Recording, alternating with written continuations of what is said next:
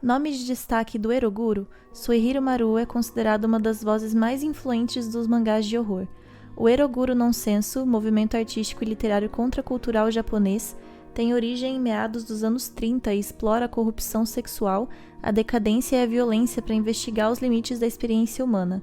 Como mangaka, Maruo costuma apostar na violência gráfica e no surrealismo para construir a maior parte das suas narrativas, tendo em seu vasto portfólio mais de 37 publicações, o que inclui contribuições para a famosa revista Garo destinada aos quadrinhos underground. Nasceu em Nagasaki em 1956 e desenvolveu interesse pelo desenho desde cedo. Começou a criar para revistas eróticas dos anos 80 e ganhou destaque pelo seu traço meticuloso e artístico, muitas vezes comparado a um surrealismo sombrio explorando temas políticos e psicológicos.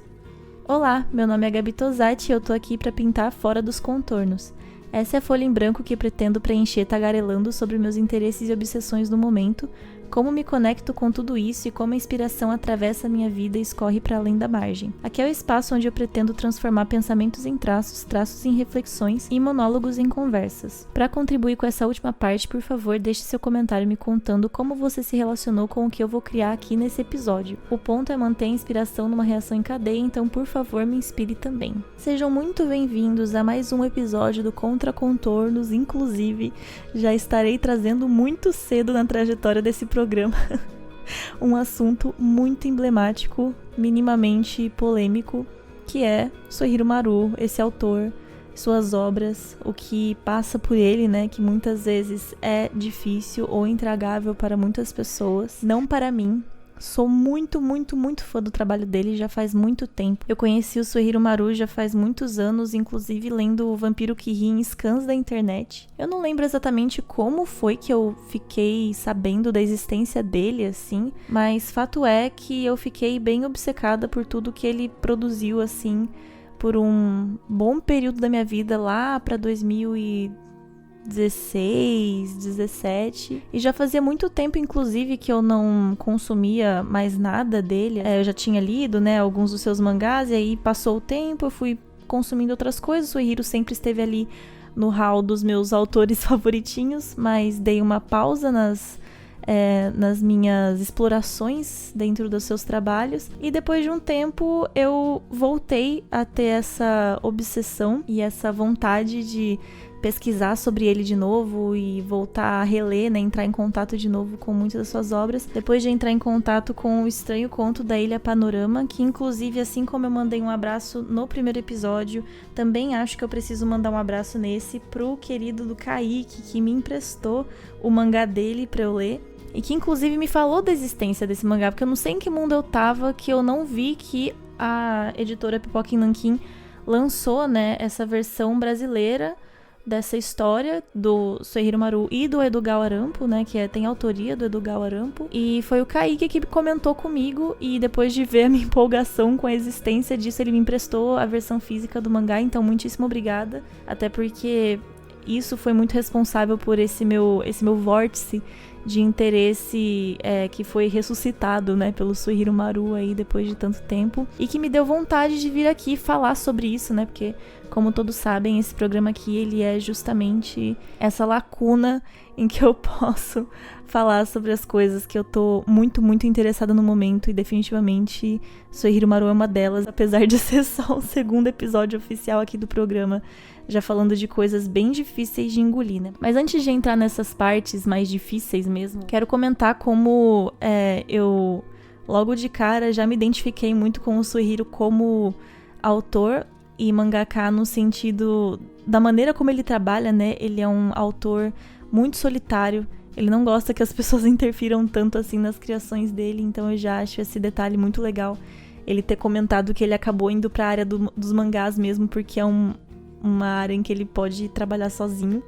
E o Soihiro Maruo, ele não é tão conhecido assim, né? Pelo menos aqui no Ocidente, no Japão, ele é muito famoso e muito renomado. Apesar das publicações dele sempre terem sido mais underground, né? Apesar disso, ele chama muita atenção e não é à toa. O Soihiro Maruo, ele tem muita inspiração, né, em artistas ideólogos da era Taisho Showa do Japão, né? Esse período que representou uma transição radical do romantismo liberal ocidentalizado para um período de nacionalismo extremo, né, seguido de uma reconstrução pós-guerra lá no Japão. Então os ilustradores, escritores e pensadores dessas épocas, eles refletiam, né, essas mudanças através dessas estéticas que misturavam o tradicional japonês com esse moderno ocidental e depois, né, posteriormente com uma propaganda militarista. E além, obviamente, né, da sua origem como artista muito pautada no muzane, que são gravuras japonesas em madeira de natureza violenta, muitas vezes publicadas no final do período Edo e Meiji. E embora a maioria das obras, né, ela tenha essa origem puramente violenta, esse é talvez o primeiro exemplo mais conhecido de eroguro na cultura japonesa. O muzane, ele influenciou muito nessa trajetória até o eroguro mais contemporâneo em que o Suehiro se encaixa. E acho bom salientar também que o Suehiro Maru, ele não é só eroguro, né? Ele não trabalha só com isso, ele também faz muitas outras obras que são mais leves e que trabalham outras temáticas, mas o assunto que eu quero tratar aqui é especificamente dessa repulsa que define a marca dele. É com isso que eu vou me relacionar nesse episódio, é sobre isso que eu quero focar. Mas não quero soar como se eu estivesse reduzindo o Maruo a um artista que não é multifacetado, muito pelo contrário, ele consegue permear e passar por diversas formas, né? Ele é um ilustrador muito completo. Aí só para dar um mínimo de contexto, né, assim, talvez para entender um pouco melhor ele, o Maruo teve um passado muito difícil, né? Ele teve poucas condições e oportunidades ao longo da vida e ainda assim sempre existiu muito interesse por arte, sabe? Ele chegou até a ser preso, porque teve uma época que ele roubava, ele batia carteira, justamente porque não tinha o que comer, a família expulsou ele de casa muito cedo. Mas ainda assim, ele ainda tinha muitas paixões, né, por obras shonen da época, por artistas como o Toshio Saeki, que realmente, né, foi muito base para desenvolver o estilo dele, você consegue ver isso. Também tem o Takabataki Kasho, e por escritores como o Oguri Mushitaro, o Suji Terayama e, obviamente, o Edogawa Arampo, que eu já mencionei anteriormente, né, aqui, falando sobre o Estranho Conto da Ilha Panorama, que recebeu essa adaptação em mangá pelo Maru. Inclusive, fica aí uma curiosidade, tem um álbum que eu gosto muito, que se chama The New Sound, do George Grip, que tem uma ilustração do Toshio Saeki como capa. Eu achei bem curioso descobrir que a mesma pessoa que fez a capa desse álbum que eu curto é um cara que tem uma importância tão grande assim para um outro artista que eu curto muito, que é o Suehiro Maru, né? Enfim. Acho também legal falar um pouquinho sobre o Edogawa Arampo, né? Que foi um autor muito lendário que desempenhou esse papel no desenvolvimento da ficção japonesa de mistério e suspense. Ele é conhecido como o rei do pulp japonês e fundador do mistério moderno no Japão. E ele foi um dos precursores desse movimento cultural, né? Do eroguro, que explora tudo isso, o macabro, a erotização do crime, um lado sombrio, né, dessa psique humana, ainda mais em tempos de repressão e censura, né. Inclusive, houve esse período em que essas publicações desse cunho, elas não podiam ser feitas à luz do dia, justamente por conta do governo que estava reprimindo muitas dessas coisas. Tipo assim, se você meio que publicasse algo assim, corria o risco de você morrer.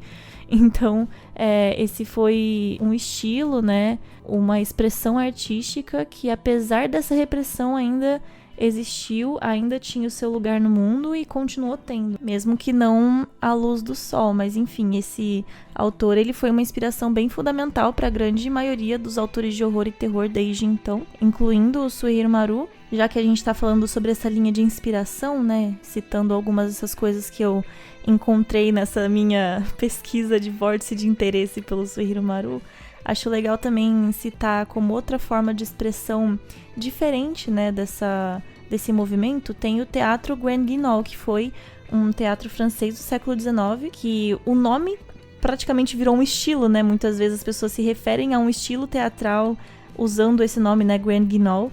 E ele gestou, né, o cinema de terror do século XX e retratava muito disso, do gore, esse horror naturalista, uma violência gráfica. E as peças de publicidade deles faziam alusão a essas páginas sensacionalistas de jornais, sabe? Como se contassem sobre crimes e umas coisas bem horríveis, assim, que eram retratadas nas peças, mas como se fossem notícias, né? E eu consigo ver como o Suehiro Maru tirou inspiração dessas peças publicitárias desse teatro para construir algumas das composições dele, né, ou até dos temas, enfim. Acho legal também mencionar que o primeiro mangá que eu adquiri, mangá físico, né, que eu adquiri do Soichiro Maru foi a edição de Eroguro da Conrad, que é bem complicada para se dizer o mínimo, assim. E olha que eu já tinha lido várias coisas absurdas dele, mas é um pouco diferente quando você tem isso na sua mão, assim, é uma relação bem diferente, mas eu adoro essa edição, apesar dela ser, sim, muito difícil e ser uma compilação das coisas mais bizarras que ele já produziu, eu acho. Ainda assim, é bem... Eu me sinto muito feliz, assim, de ter essa edição em mãos. E eu acho muito importante, assim, como ele... Além de importante, eu acho também inspirador, assim, como ele usa a arte como ferramenta para extrapolar, sabe, limites e barreiras morais. Eu acho importante que artistas façam isso, não necessariamente para fazer apologia, né, a essas coisas. Não é sobre... Eu acho que hoje em dia as pessoas elas acreditam que você retratar algo na arte é necessariamente estar fazendo apologia, né? Ser de acordo com aquilo. E não só na arte, muitas vezes até como existência, sabe? E não é esse o ponto. Eu acho que existe sim muita fetichização em torno de mangás e animes, né? Assim como esse conteúdo online que acaba sensacionalizando lugares como uns made cafés, né? Enfim. Então, do ponto de vista ocidental, muitas vezes existe um julgamento bem problemático, né? Como o sexo, sexualidade são representados no Japão. E eu acho que é isso. É preciso fornecer um contexto histórico para a obra e atingir além da superfície, assim, do que o Soichiro pode oferecer. Ele começou trabalhando na indústria pornográfica, ele se relacionava com obras que faziam, né, essa representação da violência misturando com isso. Teve um movimento artístico muito importante ligado a tudo isso, como resistência, né? Então, não necessariamente aquilo é pra você olhar e achar que é uma bússola moral. A arte, muitas vezes, não é pra ser confortável. E muitas vezes o que ela provoca de incômodo é o ponto, sabe? E eu acho que o que talvez mais perturba a gente quando a gente entra em contato, né, com esse tipo de coisa é que retrata pensamentos que muitas vezes a gente não é permitido ter. Parece errado a gente tá lendo esse tipo de coisa e gostando e sentindo um prazer naquilo, até porque pode ser bastante assustador, assim, a gente meio que juntar essas coisas, né? Pensar na morte, na dor, na violência, misturados com coisas que muitas vezes são tão íntimas como um prazer e intimidade, né? Enfim, a nossa sexualidade. E para além de tudo isso, eu acho que o estilo de arte do Maruo, ele é muito característico, muito único e tem uma forma, assim, de se ligar com essa maneira como ele conduz as histórias. E é isso, sabe? Eu acho que é muito corajoso você desafiar a indústria e a necessidade de ter um público-alvo, como muitas vezes acontece, né? Nesse meio de anime, mangá, enfim, falando especificamente de publicações japonesas. É bem uma fuga do mainstream, né? Muito em detrimento de manter fiel ao que você quer retratar e experimentar, sabe? E isso foi uma coisa que o Maruo falou. Quando ele começou a fazer tudo isso, ele foi muito negado, né? Por revistas shonen da época, que era onde ele queria publicar, que era onde ele queria crescer ali. E ele bateu o pé e continuou fazendo, mesmo tendo esse cartão vermelho estendido pra ele, sabe?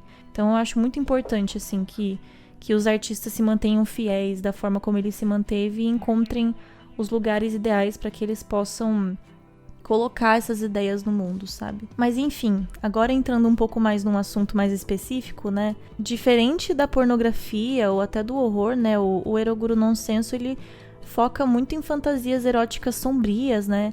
Conectada a coisas repugnantes. E durante a década de 30, essas imagens elas foram uma resposta, né, às pressões econômicas e políticas que afetavam o Japão na época. Então, enquanto o país ele se militarizava, o fascínio já muito antigo, né, que existia pela arte erótica, acabou se tornando essa exploração intensa, né, do hedonístico, do sensacionalista, do anormal e do tabu, refletindo não só nesses novos desejos sexuais, mas nessa erupção de mudança política extrema. Então, esse estilo plano e real do Eroguro é uma maneira dos artistas contemporâneos explorarem esses tabus ao mesmo tempo em que eles chocam e normalizam as percepções de quem consome as obras. E aí, eu acho muito interessante, né, esse prazer que é derivado do sentimento de repulsa ou de nojo, e como isso pode ser um exemplo do que pode ser conhecido ou dito como um masoquismo benigno, entre aspas, né, que é tipo uma tendência humana e muito natural, assim, de buscar experiências que são lidas, né, como negativas, com um propósito de acabar desfrutando de riscos controlados, podemos chamar assim. Tipo quando a gente anda de montanha-russa, né? Que a gente tá ali morrendo de medo, mas ainda assim muito feliz e muito realizado de estar lá. Ou quando a gente se propõe a, sei lá, comer alguma coisa com muita pimenta. Um exemplo um pouco mais bobo.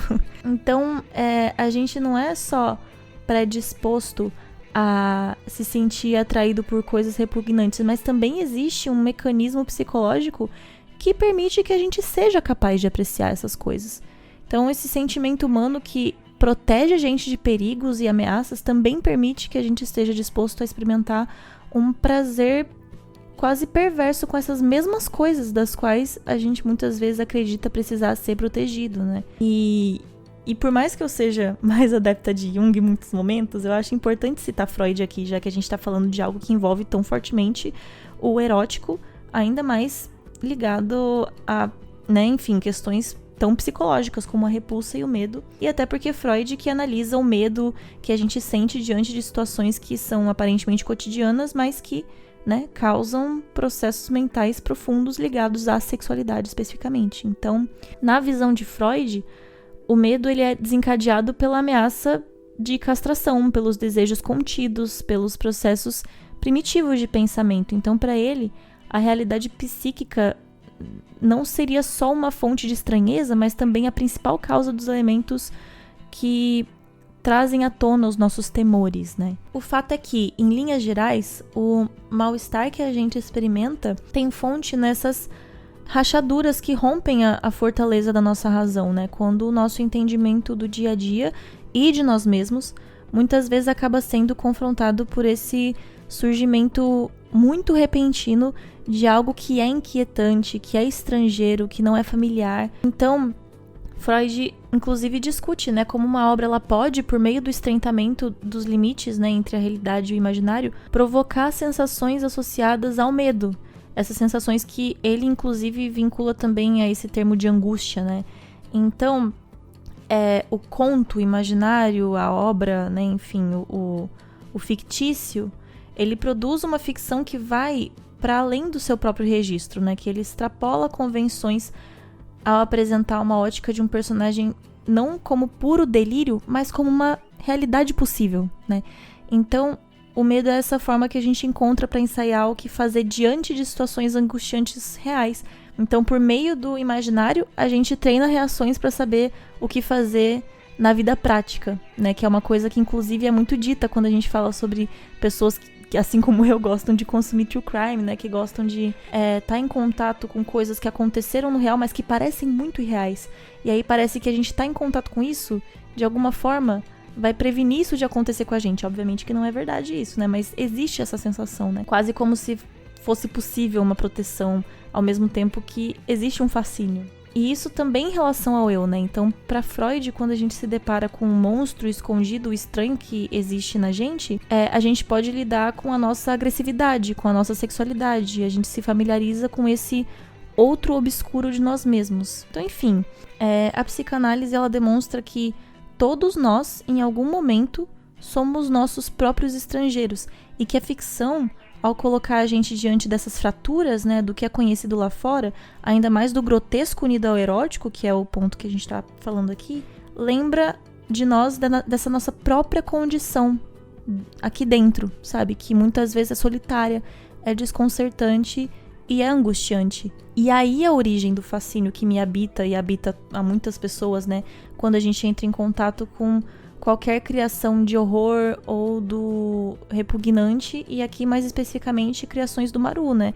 O Eroguro e as obras que fazem uso, né, ou se inspiram nesse movimento são tão fascinantes porque ao tempo em que a gente fica tão vidrado no que está acontecendo nessas narrativas, existe quase que um rompimento nessa imersão, porque essa relação de tanto fascínio meio que acaba vazando e volta pra gente como uma espécie de autojulgamento, meio que uma repulsa por nós mesmos nos percebemos tão investidos naquilo, sabe? Tão curiosos naquilo.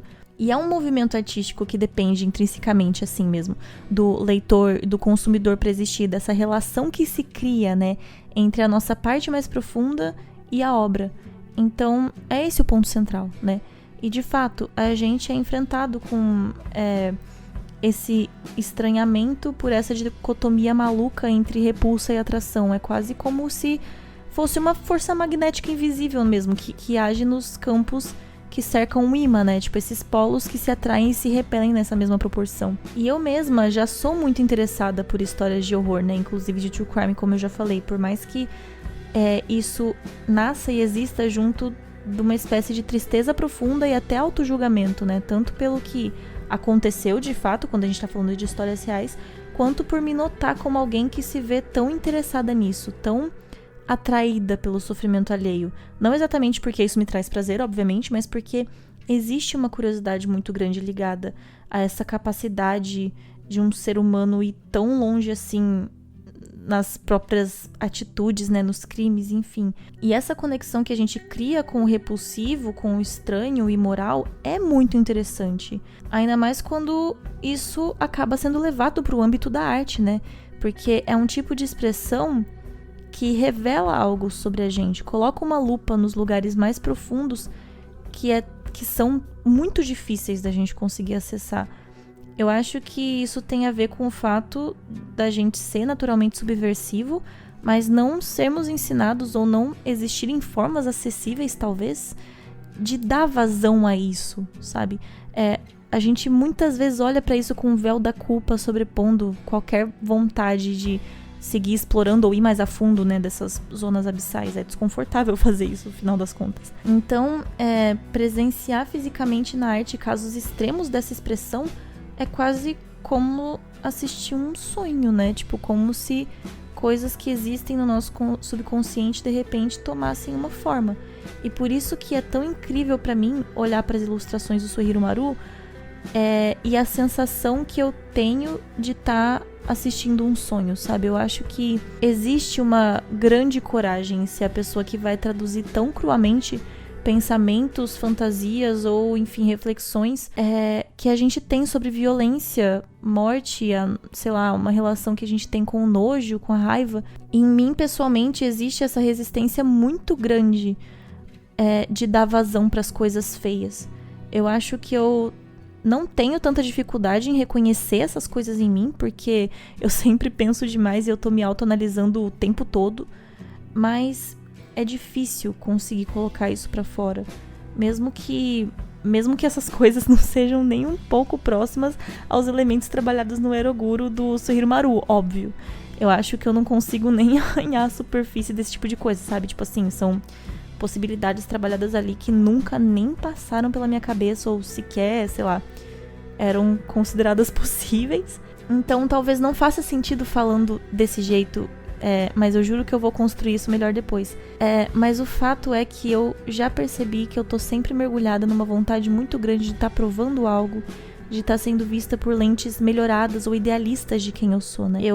Parece que eu sempre quero que as pessoas olhem para as qualidades que eu tenho a oferecer, sabe? Tipo, que essa parte dos erros, do que é estranho, do que é repulsivo, do que é faltante, como de alguma forma eu sinto a necessidade de manter tudo isso trancado. Até por isso que existe uma dificuldade, ou pelo menos existiu por muito tempo, né? E agora eu sinto que eu tô melhorando isso. Existiu essa dificuldade de me expressar artisticamente, né? Porque para desenvolver ideias, é preciso você aprender a libertar esse lado desajeitado e pouco lapidado da experimentação. Se permitir, né, errar e muitas vezes ser vista como alguém que não sabe o que tá fazendo. E o Soichiro Maru como artista me inspira e me fascina, porque apesar de produzir tanta coisa linda e muito delicada, inclusive, né, com uma atenção extremamente minuciosa, assim, no que ele tá desenhando, ele também não tem medo de ir pra lugares muito além do aceitável dentro da nossa própria percepção do que é grotesco, né, pra muito além do que a gente acha aceitável, do que a gente acha tragável. E ainda assim é muito difícil tirar os olhos de tudo que ele produz, assim. Ainda assim, é uma forma de arte muito bela. É uma expressão muito válida, assim, muito preciosa. E é isso, né? Tipo, é fato que a gente tem muitas partes feias, pra além, inclusive, de feias. E é isso, sabe? É óbvio que todo mundo tem essas partes feias, e muito pra além de feias, a gente tem partes repulsivas. E a gente foi habituado a pensar como ideal a gente tá sempre se expressando através da beleza, né? Deixando muitas vezes esse tumulto, seja de perversão ou seja de coisas feias, negativas, fora de vista, né? Até porque dá vergonha a gente se perceber assim. Então imagina quando a gente leva isso pro mundo. Dá uma agonia a gente se ver como pessoas capazes de pensar coisas que muitas vezes vão contra a ética, contra a moral, mesmo que elas não sejam, né, graves ou, né, enfim, consumadas na realidade. E mesmo quando não é nada grave ou exatamente antiético e tal, mas que vai além do que a gente considera certo ou ideal. O que por vezes podem ser conceitos construídos em cima de coisas que não são a realidade. E ainda assim existe muita inveja, muito egoísmo, né, muito amargor, muito ressentimento, sentimentos que a gente se esforça pra esconder ou fingir que não existem. Mas eles existem, assim, em todo mundo, sem exceção. E aí tem o Eroguro, que leva tudo isso pra muito longe, pro extremo, né? E que bom que a gente tem algo assim, sabe? Eu acho importante que a gente seja exposto a esse tipo de incômodo através da arte, né? Que a gente se exponha do que é difícil de digerir, porque isso conecta a gente com esse lugar nosso, que faz lembrar que essas coisas estão ali. Que essas coisas existem, mesmo que a gente tente ignorar. E digo mais, tá? Eu acho que é justamente por a gente não ter maneiras saudáveis, ou não aprender, né? A encontrar maneiras saudáveis de lidar ou dar vazão pra essa presença que a gente lê como alienígena, né? Em nós mesmos. E a gente acaba meio que por vezes tendo atitudes ruins, sem consciência de que vem desse lugar, que vem dessa fonte, né? Esse impulso, ele existe, ele foge do nosso controle quando a gente não aprende a olhar pra ele e reconhecer que ele tá ali. Então eu acho muito importante que a gente esteja disposto a encarar, mesmo que vez ou outra, a parte grotesca que a gente força tanto a negar ou esconder. Porque assim a gente pode fazer bom uso dela. E que esse uso seja feito através da arte, porque é com a arte que a gente cria a ponte que liga a parte mais profunda em nós até a superfície. E não é negando o nosso grotesco que a gente vai ser melhor. É justamente olhando diretamente para ele. Se você gostou desse episódio, não esqueça de conferir meu trabalho nas redes sociais, que estão bonitinhas ali na descrição. E se você quiser acompanhar mais as minhas reflexões e esboços, assine a minha newsletter no Substack. A gente se encontra fora dos contornos de novo na semana que vem.